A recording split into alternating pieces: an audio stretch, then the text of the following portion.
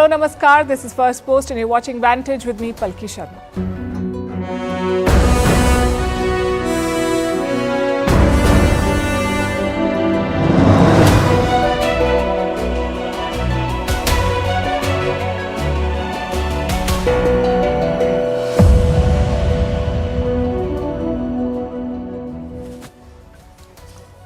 Are India and China heading for a reset? There's been a lot of buzz off late with statements of progress and more consensus, but little to show for it.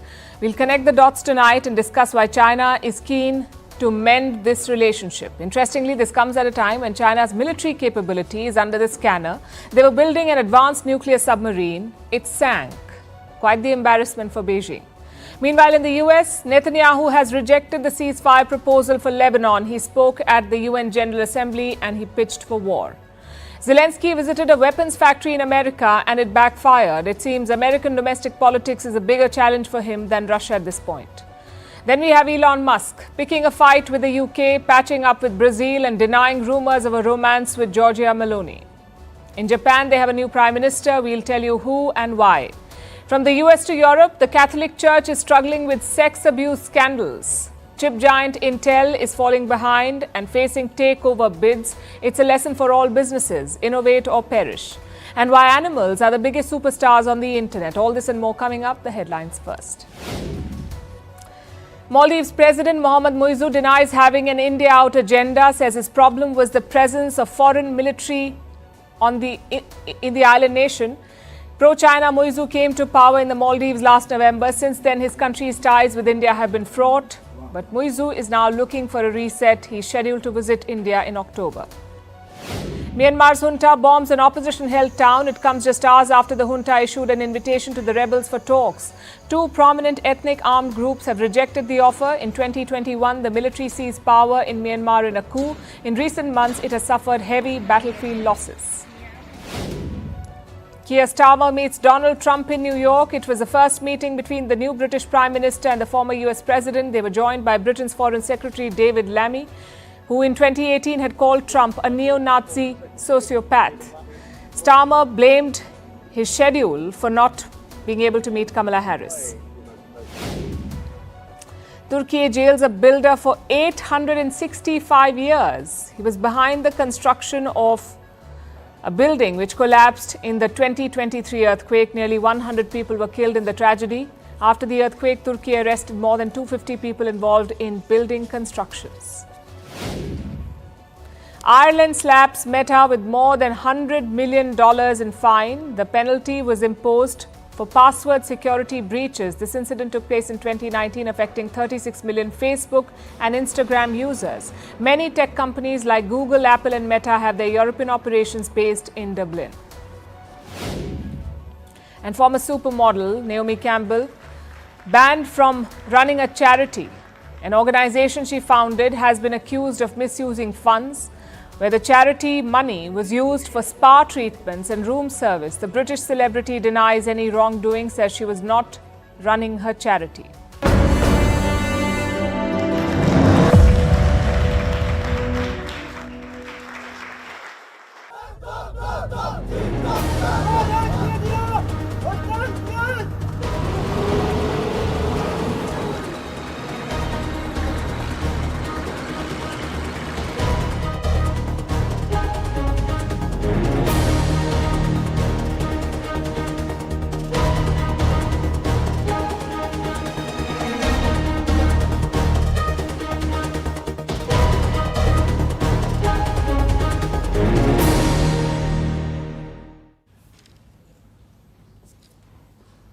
Are India and China close to a reset? This sort of stuff is usually front page news, but not this time because only one side is talking about it, and that's China. Their military spokesperson has made some significant claims. He says there's been progress at the border, that differences have been reduced and consensus has been expanded. Listen to this. The border affairs consultation and coordination working mechanism between China and India in core commander level meetings. China and India have had in-depth exchanges about relevant issues in border regions and further reduced differences and expanded consensus. The face-off dates back to 2020. That's when India and China clashed in the Himalayas in Ladakh's Galwan Valley. Since then, things have been tense. Both sides have built up a military presence. India has around 50 to 60,000 soldiers in the region. China has a similar number on their side. And diplomacy? We've had a number of meetings so far. Foreign ministers have met, national security advisors have met, and so have the military commanders. Put together, some 50 rounds of talks have happened between India and China. And what have they achieved? Well, both sides have pulled back from some friction points like Galwan Valley and Pangong So. But a couple of stress points still remain in places like Depsang and Demchok. These issues are older than the 2020 clashes. The question is, have they been resolved now? Or has some sort of consensus been reached? China did not specify that, but they did say that differences have narrowed. And India? The government has not said anything officially, but we've seen some interesting reports. Take a look at this one. It says, and I'm quoting, significant progress has been made along the border. It also hints at a possible deal, one that could factor in India's concerns. You see, Indian soldiers used to patrol a lot of these parts, but after the Galwan clash, they pulled back. The idea was to create a buffer zone to diffuse tensions. So New Delhi will want that old status quo back. They will want to resume those patrols.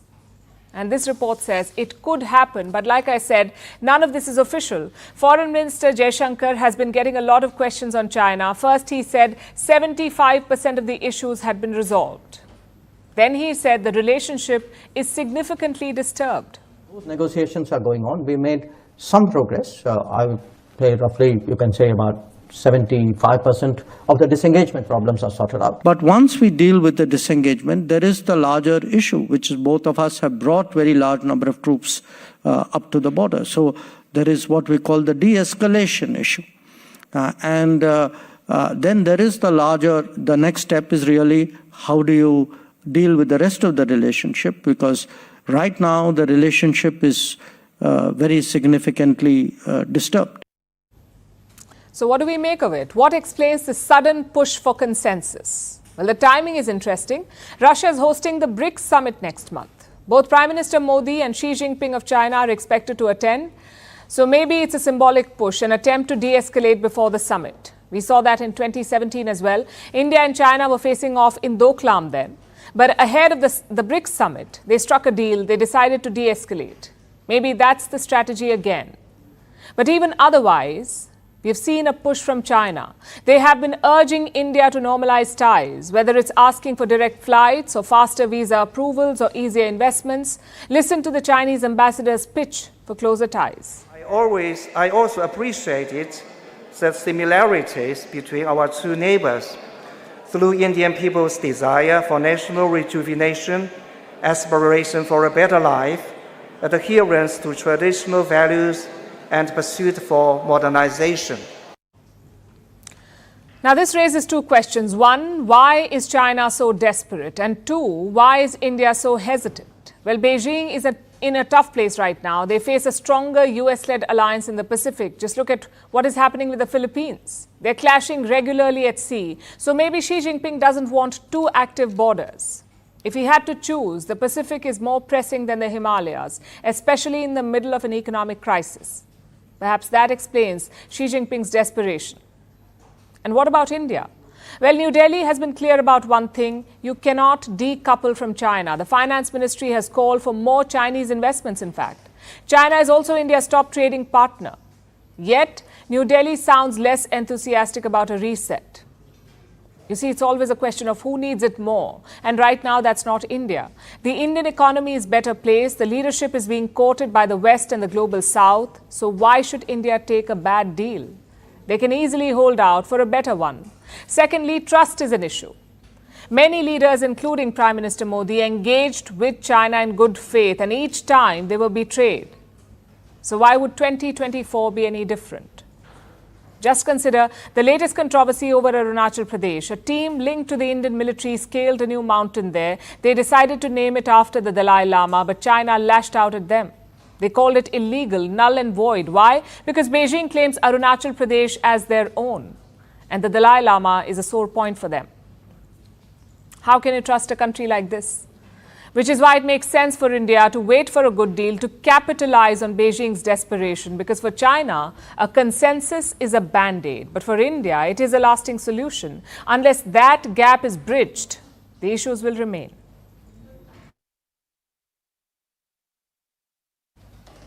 So China appears keen to settle the border. There are multiple reasons behind this shift: their internal turmoil, their external threats, and the weak economy. But there's something else too. The capacity of the Chinese military. It's under scrutiny.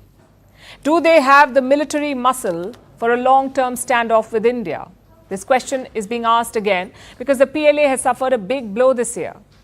The PLA is the People's Liberation Army. That's what the Chinese army is called. A few months back, it lost a submarine. Most likely in the month of May or June. The submarine sank, and it wasn't even finished yet.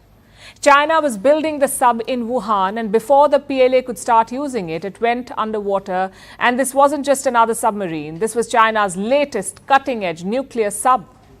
The new Zhou-class line of vessels, known for their distinctive X-shaped stern. That's the back of the submarine, the stern. This is where you find parts like the propeller and the rudder. They help the submarine move underwater. This X shape, in fact, had generated a lot of hype. Apparently, the shape improves the vessel's maneuverability. But as it turned out, the Chinese submarine had a more pressing issue: staying afloat. It failed. So Beijing tried to sink the story with the sub. They tried their best to hide this incident. Reports say the government ordered a cover-up, but they were exposed by satellites. Take a look at these pictures. This is the shipyard in Wuhan. The images were captured in May and June. In the month of May, you can clearly spot a submarine-like vessel here, but by June, the vessel is gone. In its place, there are a bunch of cranes. An American researcher, in fact, shared these images. His name is Thomas Shugart, and he found this activity unusual. Where did the submarine go? And why were there so many cranes needed at the shipyard? The conclusion was this: the submarine had sunk and the cranes were there to pull it out. In fact, let me quote from what Shugart said. Listen to this. Can you imagine a US nuclear submarine sinking in San Diego and the government hushes it up and doesn't tell anybody about it? I mean, holy cow. Well, the US agrees with this assessment, and as you can imagine, they're happy to share the news of China's failure. But this incident has also sparked some concerns, like what was on the submarine? Was it just an empty vessel? Were there personnel on board? And worse, did this vessel have nuclear fuel? Because this was not a traditional sub. Nuclear submarines have a small reactor on them, and this reactor is what powers the submarine. So the question is, did China install a reactor on this submarine? Was it carrying nuclear fuel? Did it suffer any damage? So far, there are no reports of a radiation leak, but China could have loaded nuclear fuel on this submarine. Experts say it is quite possible, but it's hard to confirm. Next question. Did China manage to retrieve the submarine?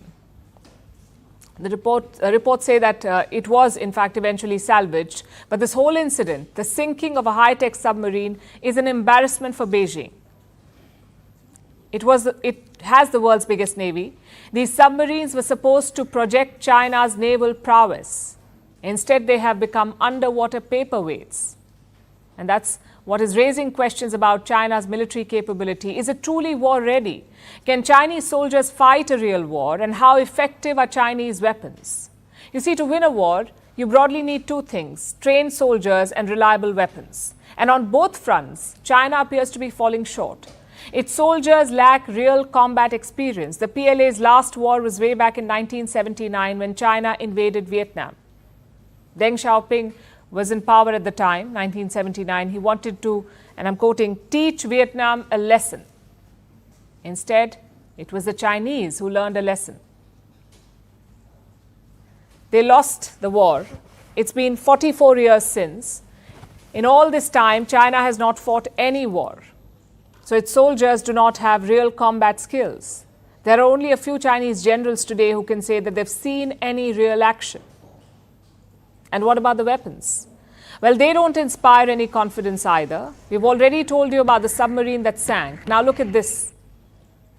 This story came out in January. Instead of fuel, Chinese missiles had water. At least a dozen defense officials faced action over this. They were accused of corruption. And corruption is quite rampant in the PLA. Xi Jinping has personally led the cleanup operation. Since coming to power in 2013, he has purged thousands of officials over graft, including 2 former defense ministers, Li Shangfu and Wei Fenghe.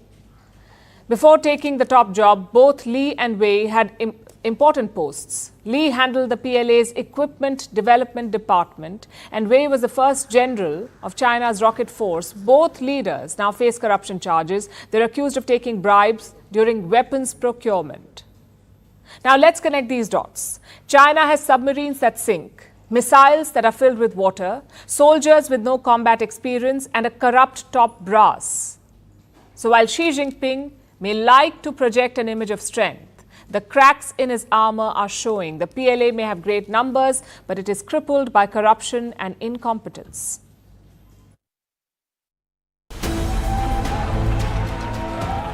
I didn't intend to come here this year.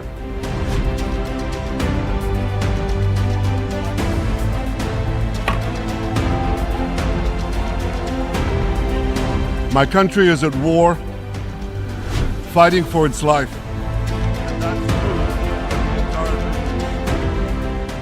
We will fight until we achieve victory, total victory. There is no substitute for it.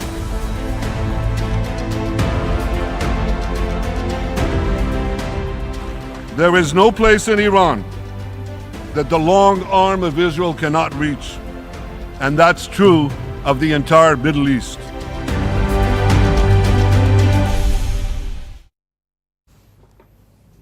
In West Asia, Israel is opening another war front. It is bombing Lebanon. The target is Hezbollah, but paying the price again are ordinary people. Since Monday, 700 people have been killed. 30,000 have crossed over to Syria. They are trying to escape another war. And where is Benjamin Netanyahu? The Israeli Prime Minister is thousands of kilometers away. He is in New York addressing the United Nations General Assembly. I didn't intend to come here this year. My country is at war, fighting for its life. But after I heard the lies and slanders leveled at my country by many of the speakers at this podium, I decided to come here and set the record straight. Netanyahu is trying to set the record straight. After all, it's his first speech at the UNGA since the war began last October. So he came armed with evidence, maps. They are a Netanyahu staple at the United Nations General Assembly, but this time he had 2 of them, a map of blessing and a map of curse. The blessing map is the one that he showed last year. It shows the India, Middle East, Europe economic corridor. The curse map is the new one, and it's linked to Iran. It shows Iranian proxies in the region. And of course, it came with a warning. I have a message for the tyrants of Tehran. If you strike us, we will strike you. There is no place in Iran that the long arm of Israel cannot reach. And that's true of the entire Middle East. The Israeli Prime Minister did not stop there. He stressed on his war goals, bringing all hostages back, ending Hamas, and demilitarizing Gaza. The reason is simple. Because if Hamas stays in power, it will regroup, rearm, and attack Israel again and again and again, as it is vowed to do. So Hamas has got to go. Netanyahu remains confident that Israel is winning this war. While the speech got some cheers, not everyone was pleased. Several delegations walked out right before he took the podium. Ladies and gentlemen, order. Order, please. That's never bothered Netanyahu, though. And he made it clear again with his speech today that this war will continue. Ceasefire is not on Israel's mind. It has been striking Lebanon since Monday. The world called for restraint, but the appeals fell on deaf ears. So on Wednesday, the US and France came up with a proposal, a 21-day ceasefire, between Hezbollah and Israel. Basically, a temporary pause in fighting. 12 countries backed this proposal, and Washington seemed truly excited. It was like they finally had made a breakthrough. The popular assumption was that Israel had agreed to it, else why would America announce it? Reports say behind the scenes, things were looking positive. Israel and Hezbollah had seen this proposal. In fact, Israel was on board. There was a sort of an understanding. America was apparently led to believe that both parties would sign it, which is why they went public with it. Sounds like good diplomacy behind the scenes, but there was one problem. Netanyahu did not get the memo, or maybe he did, and he chose to ignore it, because hours after the ceasefire announcement, the Israeli Prime Minister denounced it. He called ceasefire reports incorrect. He said Israel will continue to fight with full force. My policy, our policy is clear. We are continuing to hit Hezbollah with full force, and we will not stop until we achieve all our goals. First and foremost, returning the residents of the North safely to their homes. Of course, Washington is not happy with this. America is Israel's biggest ally. They're sending them weapons. They're vetoing UN resolutions. They're going all out for Israel. So they expected Israel to return the favor. They had brought allies on board. They'd pitched for peace. The indication was that Israel would agree. That statement we worked on last night wasn't just drawn up in a vacuum. It was done after careful consultation, not only with the countries that signed on to it, but Israel itself. And we had every reason to believe that in the drafting of it and in the delivery of it, that the Israelis were fully informed and fully aware of every word in it. Basically, Netanyahu did a U-turn, and he may have a reason for it. Since October 7th last year, Netanyahu's approval ratings have been falling. He's not popular at all at home. But that changed this week. The pager blast, followed by the attacks in Lebanon, have boosted his ratings. If elections were to be held today in Israel, his Likud party would lead. So Netanyahu is suddenly popular again, and his far-right government wants this war. I guess the Israeli Prime Minister chose domestic support over international praise. But what does this mean for West Asia? As we speak, the attacks on Lebanon continue. Multiple explosions were heard in Beirut. Israel says the strikes will intensify. It is sending troops to the northern border. They will be stationed there, possibly for a ground invasion. So right now, peace is on the back burner. All signs point to more escalation and an all-out war. It's the last thing West Asia needs. The President of Ukraine.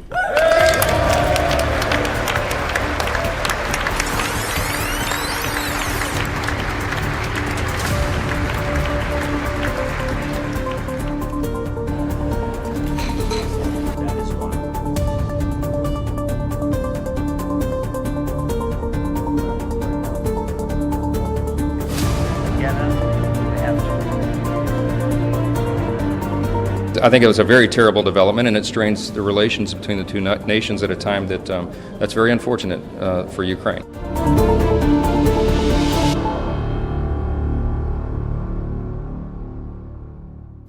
How times change. In 2022, Zelensky was America's favorite hero, the champion of freedom, the Superman to Putin's Lex Luthor. But you know what they say about heroes? If you live long enough, you become the villain. And that is Zelensky's story arc. He's at the center of a political row in the United States. First, the latest updates. Yesterday, Zelensky was in Washington. Joe Biden hosted him at the White House. He also unveiled a new military package for Ukraine. It's worth around $2.4 billion. Let me be clear. Russia will not prevail in war. Russia will not prevail. Ukraine will prevail, and we'll continue to stand by you every step of the way. We deeply appreciate that Ukraine and America have stood side by side from the very first moments of this terrible Russian invasion. Your determination is incredibly important for us to prevail. Zelensky also pitched his victory plan. Though the content is not clear, reports say it includes more military support and peace summits, basically more of the same. After meeting Biden, Zelensky also met Kamala Harris, and this is where things turned political. Harris used the meeting to take a potshot at Trump.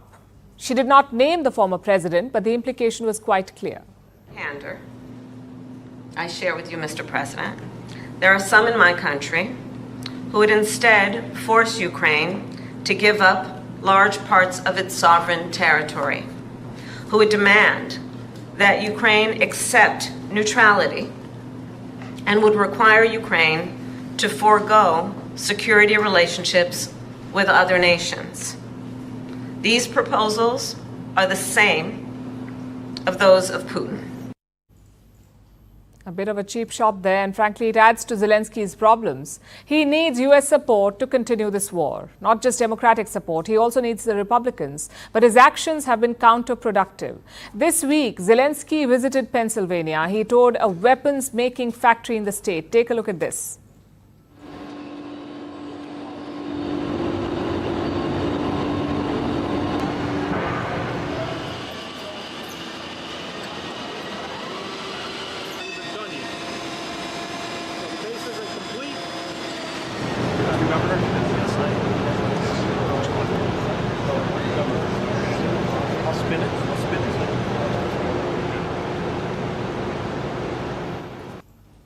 I know the pictures are great, but Pennsylvania is a swing state in the US election. It can go Democrat or Republican. So the Trump camp is up in arms. They're calling it a partisan event. The House Speaker has also written a letter to Zelensky. He wants him to fire Ukraine's envoy to the US. I think it was a very terrible development, and it strains the relations between the two nations at a time that that's very unfortunate for Ukraine. So I regret that. It's a fair point. The Pennsylvania governor regularly campaigns for Harris, plus the speaker says no Republican was invited. If true, it doesn't seem appropriate, which is why Trump is enraged. He's locked in a tight race with Harris, so by next year he could be president. And Donald Trump is not keen on military support. Zelensky had sought a meeting with him. At first, Trump snubbed him, but today the meeting did happen in New York, and it got off to an interesting start. Trump said that he's got a very good relationship with Vladimir Putin, that too while standing next to Zelensky. We have a very good relationship, and I also have a very good relationship, as you know, with President Putin. And I think if we win, I think we're going to get it resolved very quickly. I really think we're going to get it resolved. I hope we have more good relations. We're going to have. Oh, I see. Yeah, but you know, it takes two to tango. Tells you why Zelensky is worried. But let's assume that Kamala Harris wins. Even then, Zelensky needs Republicans because military packages must be approved by the US Congress. If Republicans oppose, the packages may get stalled. And we saw an example of that last year. Republicans withheld military aid for weeks before releasing it. So Zelensky should have been more careful, especially about the optics. The fact is, this war could be settled on November 5th. That's voting day in America. If Kamala Harris wins, the policy will remain unchanged. Zelensky can count on more support. But if Trump wins, all bets are off. He has talked about forcing Putin to end the war, but he hasn't explained how. Recently, Trump's running mate was asked about his strategy. Listen to the response. Can you detail how a Trump-Vance administration would end the war in Ukraine? Well, look, the details for how Donald Trump is going to end the war in Ukraine is by not being weak and not being dumb, which is unfortunately something you can't say for the current administration. Not encouraging, is it? Vance says the strategy is not to be weak or dumb. I'm afraid that is not a strategy, that's bluster. A large section of Trump supporters do not support this war.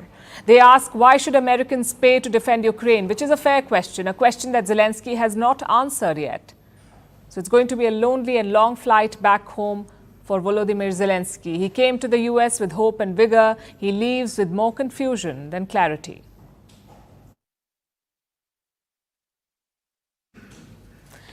Staying on the topic of diplomacy, let's look at what India has been up to at the UN. India's External Affairs Minister S. Jaishankar is in New York, and yesterday he met with the foreign ministers of Brazil and South Africa.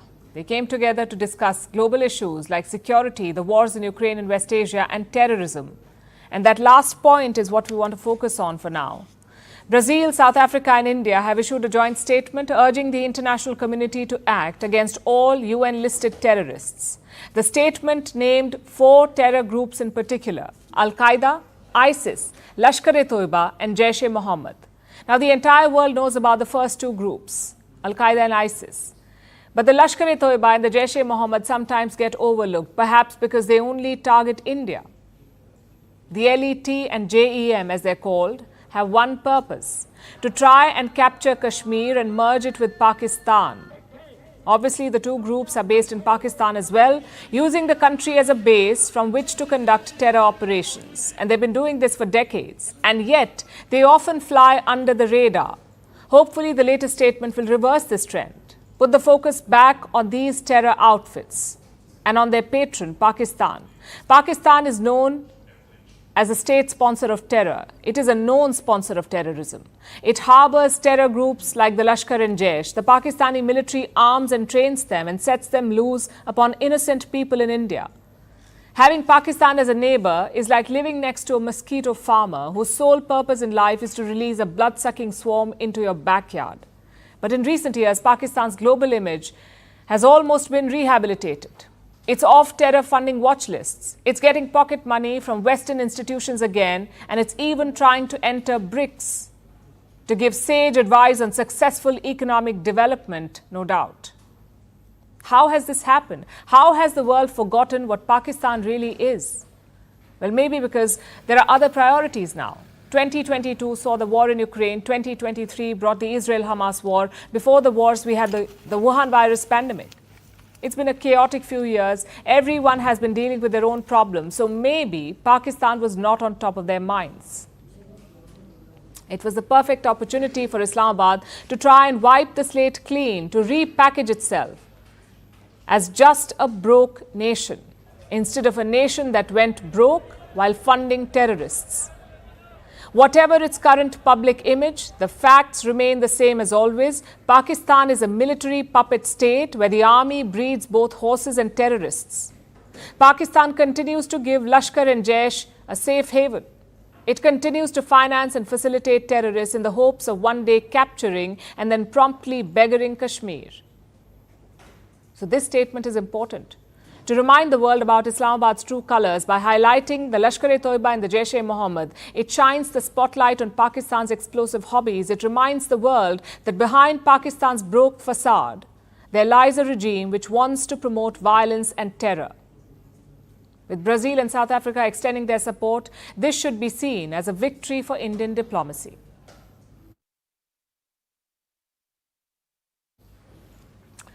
What does a day look like when you are the world's richest man? Ask Elon Musk, because he has quite the exciting schedule, from picking fights with one country, making concessions to another, and fending off dating rumors. Musk's life is like a soap opera. Except this one is playing out on the social media platform X. From engaging in a diplomatic spat with the UK, to denying dating Italian Prime Minister Giorgia Meloni, our next report tells you what the Tesla CEO has been up to. Welcome to a day in the life of Elon Musk. He's the world's richest man, but his daily life is no less than a soap opera.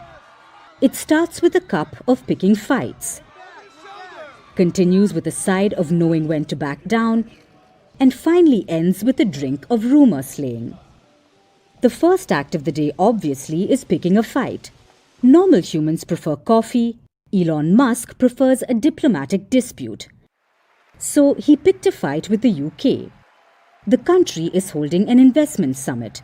Prime Minister Keir Starmer has invited hundreds of investors.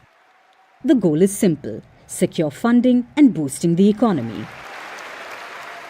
But Elon Musk did not get an invite for this. The reason? His controversial posts about the UK riots. Now, most of us would just be mildly annoyed and move on, but not Musk. His philosophy is simple: why simmer when you can roast? So he put up this post on his social media platform X. Clearly, Musk can bid goodbye to any further invites in the UK after this. But while Musk's fights happen in the public, his reconciliations are often private. Like this one with Brazil. The country has banned X. This after the social media platform did not comply with the country's rules. Musk was quite vocal about this standoff. He sparred with a Supreme Court justice. even called him Darth Vader. But nothing stopped X from going black. Elon Musk lost a market of 21 million users. It wasn't good for business. Even a space emperor has his limits.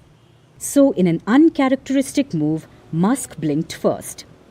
X has asked to be reinstated in Brazil. It has already complied with all demands, including blocking certain accounts, naming an official legal representative in Brazil, and paying some hefty fines. But you won't see a tweet about it. Concessions are not his strong suit. But here's something that is: controversy. It's his middle name, and it followed him to an awards ceremony in New York. He was there to present an award to Giorgia Meloni, the Prime Minister of Italy. Musk presented that award and gushed profusely about the Italian premier. Obviously, the internet caught it, and soon rumors swirled. Forget Brangelina, it's time for Eloni. Headlines asked if the two were dating, and Musk, being Musk, decided to humor them. He commented on such posts and denied any such relationships. But when has that ever stopped the internet? Elon Musk should know that by now he owns one of the biggest social media platforms in the world. But that's just how Musk rolls. He wields power, controversy, and memes in equal measure. Guess no day is ever quiet when you're the guy who wants to send people to Mars, control the internet, and occasionally stir up international drama just for fun.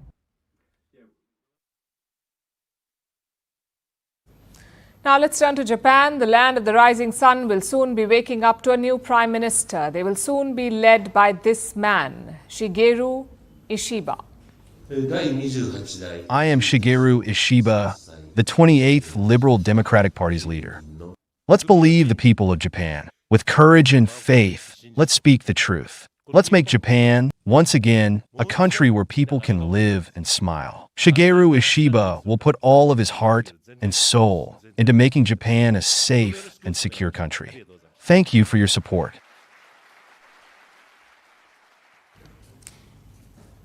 Ishiba will take charge as Prime Minister on Tuesday, taking over from Fumio Kishida. Now, this is not exactly a regime change. Both men are part of the same party, Japan's Liberal Democratic Party. It's the same party that has led the country for most of the last century.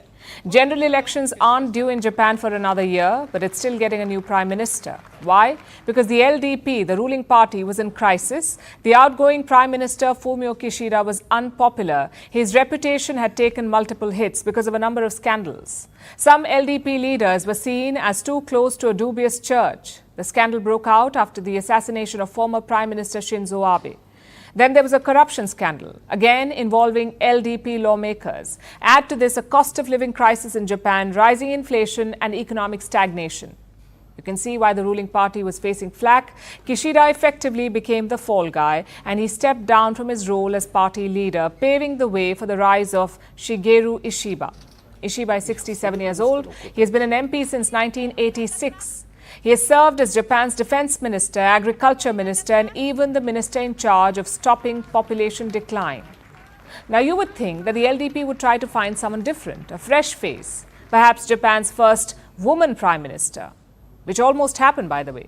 Ishiba was in a runoff against Sane Takaichi, Japan's current economic security minister. The race went down to the wire, and Ishiba finally beat Takaichi with 215 votes to 194. Now, even though Ishiba does not scream anti-establishment, he was actually considered the outsider candidate. Ishiba has a number of enemies in his own party because of his outspokenness. Let me show you an example. One might ask, what is an Asian version of the NATO military alliance? It is an obligation to help each other when it comes to collective security. In other words, while the strength of America relatively weakens, how to build a collective security mechanism becomes an issue. You wouldn't expect a Japanese leader to publicly say that America is weakening or to suggest an Asian NATO, which is something that the US has categorically distanced itself from.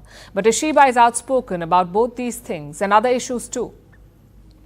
He was one of the few LDP members to criticize the current Prime Minister publicly. He also disagrees with his party on several issues. He wants to reduce nuclear power, allow female Japanese emperors, and let Japanese women keep their maiden names. And this sets him apart from a number of his colleagues, which is why he was considered an outsider. Apparently, he prefers reading books to making conversation with his fellow lawmakers. So you can imagine that he did not have much support from fellow MPs. He won the party leadership contest because of grassroots support. And now he wants to shake up the LDP. But that being said, Ishiba is still an old LDP hand, part of the same ruling establishment. Will his premiership really change how people see his party? Will the people of Japan really give him a chance? We'll find out in the months to come.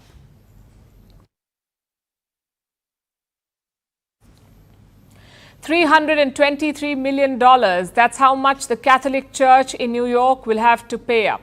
Why? For sexually abusing 530 children. This is a historic settlement, and it is casting a shadow over the Pope's rare visit to Europe.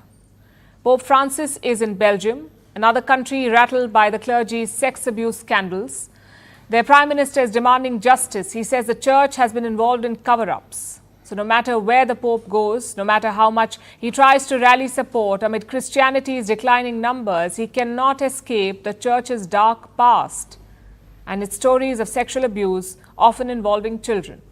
The question is, will he do something about it? Here's a report.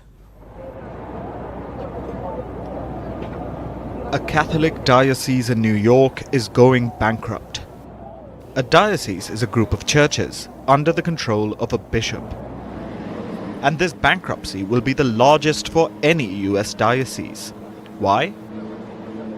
Because they'll have to pay more than $323 million to about 530 survivors who were sexually abused by priests when they were children. While this is a historic win for the survivors, despite the big payout, the Church is in hot water over its dark history of sex abuse. This case is casting a shadow over the Pope's latest tour. The 87-year-old Pope Francis is on a rare visit to Europe. Yesterday, he was in Luxembourg, and today he's in Belgium.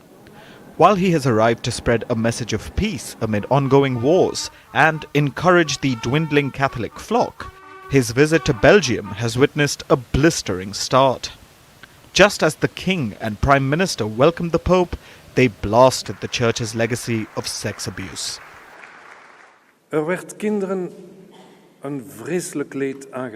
Terrible suffering was inflicted on children, which they will carry for the rest of their lives. It has taken far too long for their cries for help to be heard or recognized. Het heeft zo lang geduurd voor hun noodkreten werden gehoord. Maar wanneer iets misgaat, dan kunnen... There should be justice, but when something goes wrong, we cannot accept a cover-up. Today, therefore, words are not enough. Concrete steps must be taken. Niet alleen woorden. What's behind this anger? A documentary. Last year, a TV documentary was released, and it laid bare the historical sex abuse by Catholic clergy in Belgium. People shared traumatic experiences of being assaulted. The Church's cover-ups were exposed, and this sparked widespread public outrage. Now, a year after the documentary aired, the Pope himself is in Belgium. He has arrived for a mega mass, and he's meeting with 15 victims of clerical abuse. It's his first visit in 30 years, and it's being received as too little too late damage control. Some people are excited about the Pope's arrival, but many are not. Several parliamentary leaders have boycotted a meeting with the Pope, and the Prime Minister is demanding action. But so far, this is what the Pope has been able to offer.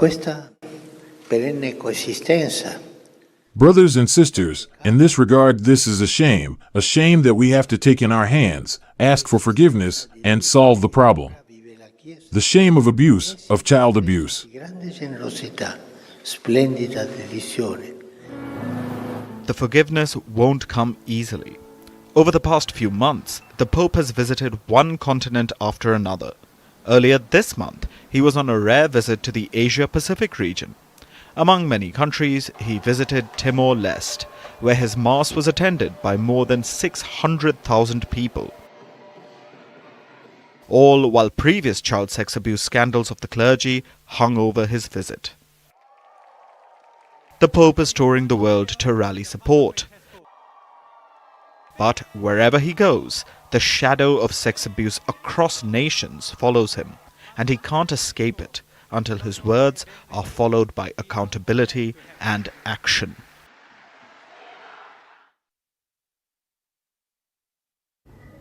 It's been a dramatic week for Intel.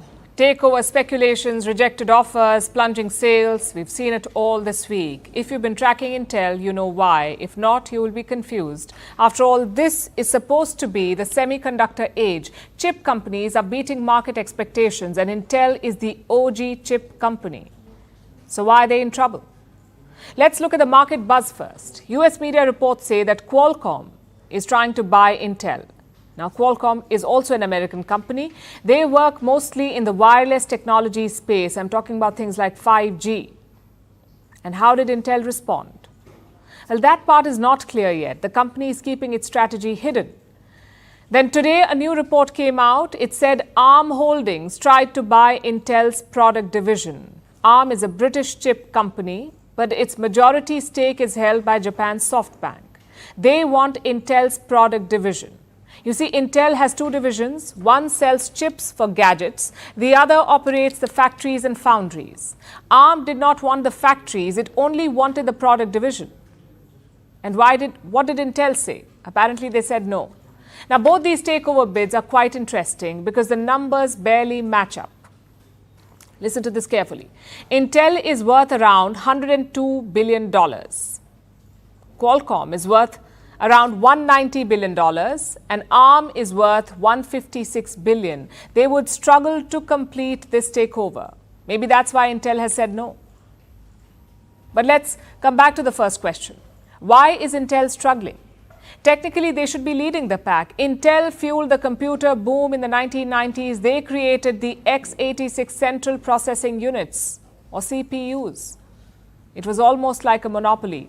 Intel soon became the biggest chip company in the world, and you can see that legacy even today. Around 63% of all personal computers use Intel chips, the i3, the i5, and so on. Yet, the company is struggling. Intel shares are 50% down this year. Meanwhile, other chip companies are on a roll. Nvidia is up 157%. And AMD is up 21%. So clearly, something has gone wrong. Experts mainly talk about three issues. Number one, Intel missed the smartphone boom. Apple had approached them to power the iPhones, but Intel was not interested. They wanted to focus on computers. They did release a mobile chip in 2012, but by then it was too late. Nearly every smartphone used an ARM-based chip. So that was one miss. Issue number two, they fell behind in the fabrication race. You see, Intel did not just design the chips, they also manufactured them. Rivals like Nvidia and AMD ditched that strategy early on. They decided to focus on designing alone. And manufacturing? They outsourced that to East Asia, mostly Taiwan and South Korea. These companies were churning out chips to meet the global demand, but Intel could not keep up. In 2020, their 7-nanometer chip was delayed. Meanwhile, the likes of TSMC and Samsung surged ahead. That year, 2020, Intel also lost a big customer, and that was Apple. Intel may not have made chips for the iPhone, but they did power Apple's laptop and Mac, that is the MacBook. And in 2020, they ended that contract. Apple decided to design their own chip. And now to the final issue. Intel missed the artificial intelligence race. Their rivals focused on GPUs. What's a GPU? That's a graphics processing unit. Meanwhile, Intel stuck with CPUs. And what's the difference? GPUs are used in operations related to videos, special effects, and images. They're useful in building AI models. Nvidia and AMD designed advanced GPUs, but Intel did not. So once again, they fell behind, which brings us to present day. Does Intel have a plan of action? In 2021, they brought back a former executive as CEO. His name is Pat Gelsinger. And he's betting on the US government to help them. You see, the chip supply chain is scattered outside the United States. Some of it is in Taiwan, some in China, and some in Europe. But Joe Biden wants to bring it back home. He has unveiled a special chips program. The plan is to hand out $53 billion in incentives, and Intel stands to gain. They could get $8.5 billion by the end of this year. To do what? Mostly set up new chip foundries in the US. But experts are not convinced. Chip foundries need billions in investments. They also take 3 to 4 years to set up. And this is time and money that Intel does not have, hence all this buzz of a possible takeover. But even if Intel agrees, it won't be smooth. Both Qualcomm and ARM are involved in the chip business. If they buy Intel, it would trigger antitrust concerns. I guess it's a lesson for all companies out there. No matter how big you are, innovation is key. You must plan and prepare for the future. If not, others will displace you.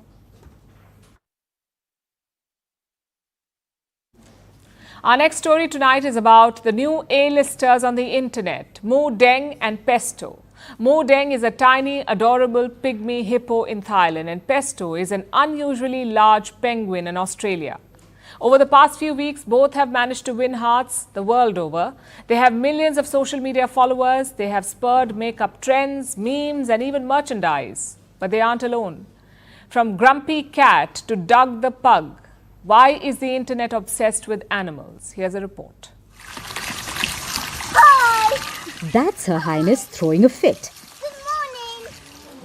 Then that's her nipping the kneecaps of her caretakers and casually frolicking her way to A-list status. That is Mu Deng, Thailand's viral sensation. She's a pygmy hippo, the world's smallest species of hippo, known for their tiny stature and cuteness. So, blessed with good genetics and a quirky personality, the 2-month-old hippo has attracted international attention.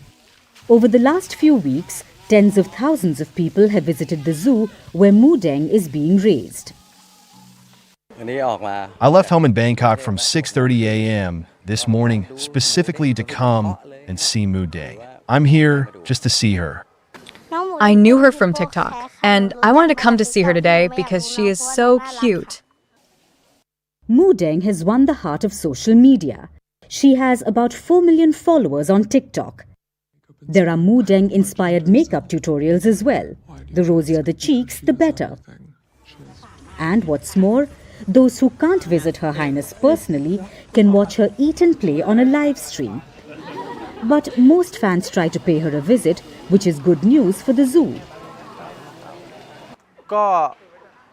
Well, I expected that she would gain some fame, but I didn't expect she'd be this famous. But this is so great because we've been gaining a lot of visitors and the zoo has been generating more income, including more earnings for everyone in the zoo as well. Normally, this is a low season due to the rains. Around 800 people visit each day, but about 20,000 people have visited in the past 2 days. This phenomenon is beyond our expectations. But Mu Deng is not alone. People are wild about other animal celebrities as well. Meet Pesto. This chonky baby penguin is the latest internet sensation. Pesto the king penguin lives in an Australian aquarium, but he's caught the eye of animal lovers globally because he's unusually large. At just 9 months, he's roughly 3 feet tall and weighs about 23 kilograms. Pesto's parents, Tango and Hudson, are seasoned professionals when it comes to raising king penguin chicks. They're really good at taking turns and putting lots of focus and attention onto baby Pesto. Now, to give you some reference, both Tango and Hudson weigh only about 11 kilos. So whether it's their main character energy or their odd size, all kinds of animals are taking over the internet. From Grumpy Cat to Doug the Pug, social media has launched one too many animals, and we humans are obsessed with their cuteness. Cat videos are practically a comfort watch. And let's face it, amid all the doom and gloom, a little meow or quack certainly can't hurt.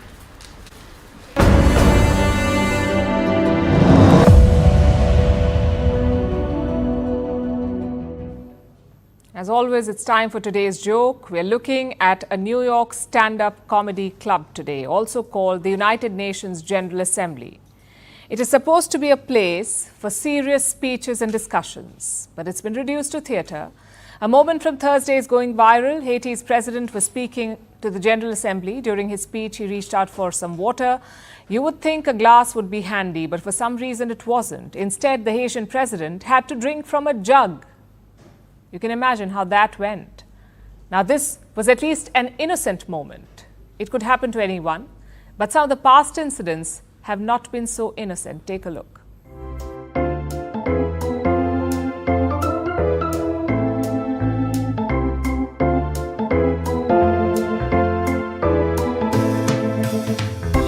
Rocket Man is on a suicide mission for himself and for his regime.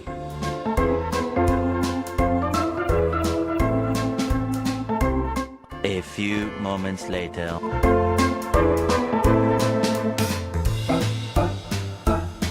Brought a diagram for you. Here's a diagram.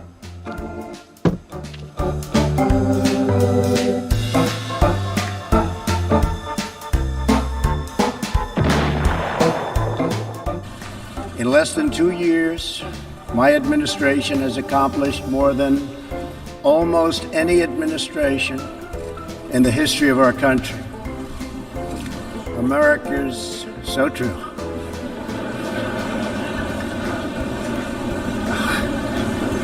Didn't expect that reaction, but that's okay.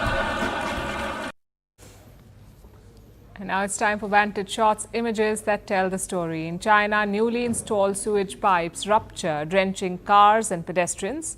Storm Helen, which is one of the most powerful storms to hit the US, leaves behind a trail of destruction.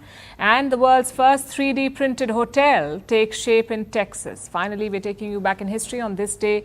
In 1996, the Taliban captured the Afghan capital of Kabul, establishing the Islamic Emirate of Afghanistan. The Taliban's first stint in power came with strict rules like head-to-toe coverings for women and ban on music and TV. Their second stint right now is no different. We're leaving you on that note. Thank you for watching. Have a great weekend.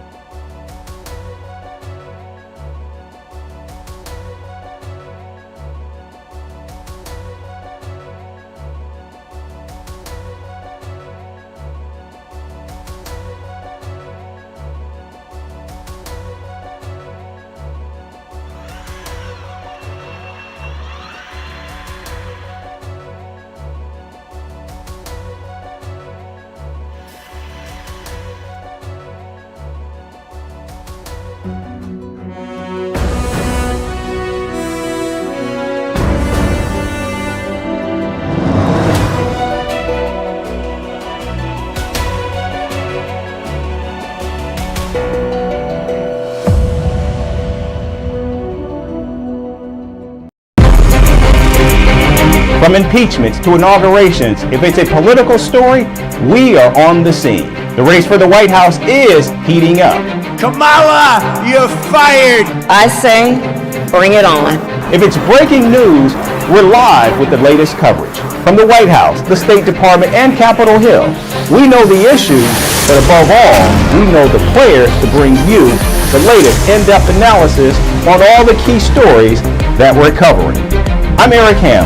Join me from Washington here on Firstpost America.